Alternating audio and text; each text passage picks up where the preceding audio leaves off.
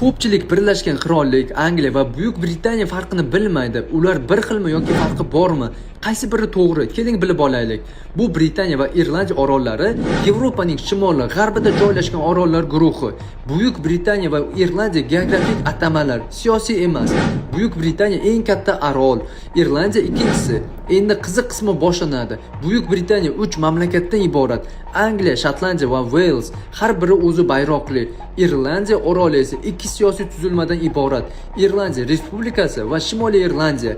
Janubdagi Irlandiya Respublikasi alohida davlat, Birlashgan Qirollikka kirmaydi. Xo'sh, Birlashgan Qirollik o'zi nima? Birlashgan Qirollik bu mamlakatlar mamlakati. Unga Angliya, Shotlandiya, Wales va Shimoliy Irlandiya kiradi. Bu mamlakatlarning barchasi ittifoqda teng huquqli hisoblanadi. Birlashgan Qirollik geografik atama emas, balki siyosiy ittifoqdir.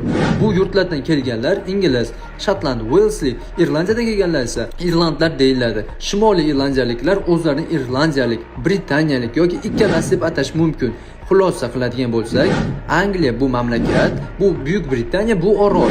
Birlashgan Qirollik esa Angliya, Shotlandiya, Wales va Shimoliy Irlandiyani o'z ichiga oladi.